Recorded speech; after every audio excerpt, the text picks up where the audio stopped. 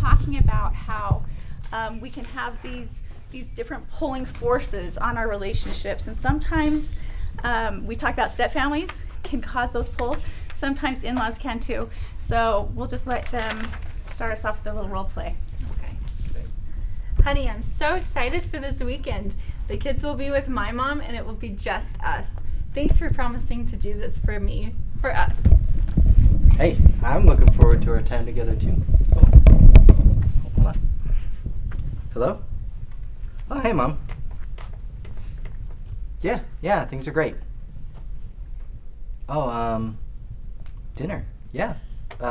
Friday night with the kids? Sure, sounds great. We'll be right there. We'll be there. Did you just accept a dinner invitation to your mother's this weekend?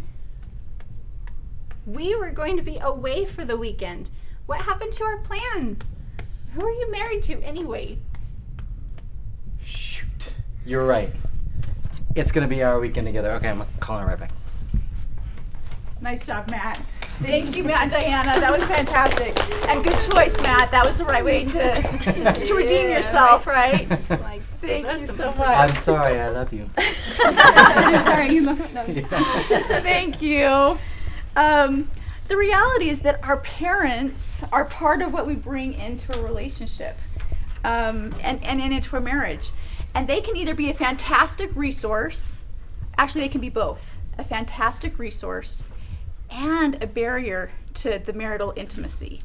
I know when my husband was going to graduate school, we were really grateful that my in-laws allowed us to live in their basement for a year. So sometimes in-laws can provide resources like that. But as their little demonstration showed, sometimes if we allow it, the parents can actually get in the way of the relationship that we want to have with our spouses. And so it's so important that we understand the family dynamics in our own families and in our spouses' families, and that we're then willing to, like we've talked about here, that we're willing to establish boundaries and communicate what's okay in our family. What are these parent and in-law myths? Do you mind starting us off? Things will get better after we're married. Is it just automatically magic, right? Oh, now our relationship together is fantastic. Okay. Things will get better after they get to know me. If I do what they want, they'll have to like me. Right. They're We not. could kill ourselves, though, trying to get that to happen with some in-laws, right? Okay, good. They're not my parents, so how much can they bother me? They live in another state, so we won't have to deal with them much. My partner will always put me first. That's the last one. I was going to come up with one. You look like you were ready. You were giving that look. I'm like, oh, he has something brilliant he's going to say. I don't know if it's brilliant. It might be offensive. So I'll leave it up here. If you feel like that's best, then we'll trust your judgment. The reality is that when we marry our partner, we marry their family. I was going to say, we are currently going through that with the holidays, and not even for this year. My family is overseas. Sorry, words are hard. So they're not even close by for holidays this year, but they will be next year. And I'm like, okay, so we're doing Christmas with your family this year. Are we doing then Christmas with my family next year? He's like, my family's not going to handle that well. And so we sat and we took a step back. It's a year and a month out, and we had to already sit down and be like, okay, we are going to have to actively find a way for this to all be okay, and for us to be able to divide that time, even though we're closer with his parents than mine, and mine live far away. When they are here, it's important to me, even though he's kind of like, okay, your parents kind of iffy sometimes. Just knowing that for us, it's important to me and it's important to him to be able to find that balance. But it's also important to never wait for your in-laws to change, because they will probably not change as much as we want them to, even if they do change. And so we can be that active force that if we start talking about it now, hey, we're going to go spend Christmas in Texas next year with my family. It's not a huge bomb next year on Thanksgiving when they're like, okay, so let's start talking Christmas. And we're like, actually, we won't be here. So me knowing that his family might not take it the best for me to be like, we won't be here for Christmas and that will be fine. We can start easing into that transition now. But conflict can arise if your partner seems more committed to their family of origin than to your marriage. And Tracy said that's the number one priority, and that you don't have to pick one or another, and you can find that balance. To illustrate that very point, I asked a few of you guys to help with the sculpture. So could I get you guys to come up? Put your hand on his shoulder, and you guys, this is just kind of representing the support that our families can be to us, right? Because marriage is hard, and it's challenging, and it can be really helpful to have these supportive influences. But now I want you to take her by the hand, you take him by the hand. And I want you to like pull. You have other plans for her that are inconsistent. Oh, okay. Okay, so now how are you guys feeling? Okay, not too hard, not too hard, Mom and Dad. But it's rough, right? Yeah. So you have these Difficult. So our extended families can be these divisive kind of challenging pulls. The thing that's essential, now I want you guys to raise your hand like you're in triumph. Because this symbolizes the fact that you guys are united. Regardless of these external forces, you guys are together, you're united, and your relationship is number one. So, good job. Thank you. Thanks so much for helping us with that, you guys. Well done.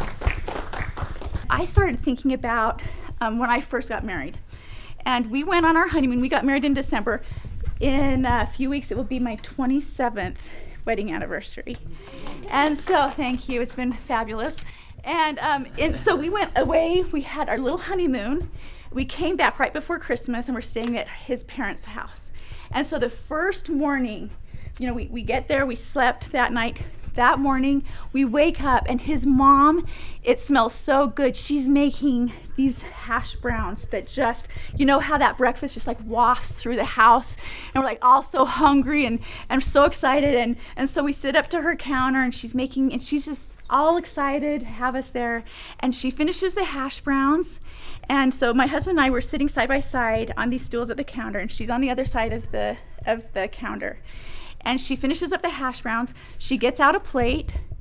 She dumps out the entire pan on one plate and gets a fork and puts it in front of my husband.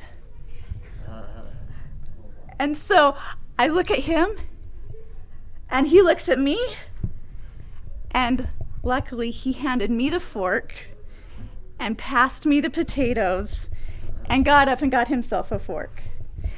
But in that moment I thought, wow, right, that wasn't my in-law expectation. But that fork that he handed me, I think of that as a symbolic victory, because in a powerful, even if it seemed insignificant, it was a powerful way that he was saying, I'm putting my marriage first. My wife is my priority. This is my new partnership. So let's say that a nuclear family got a divorce, and then one of the parents remarried, and you got used to that new step family. What if that step family got a divorce? That happens. And it does. And I want people's opinions and thoughts and feelings on what kind of relationship should be okay to sustain with that second marriage and family, because with that family that became your family, but yeah, they aren't your biological family, and now yes, there's no. But it was a long time, and so there was a family. What should you expect? Does anybody have anything they want to share? Any thoughts about that?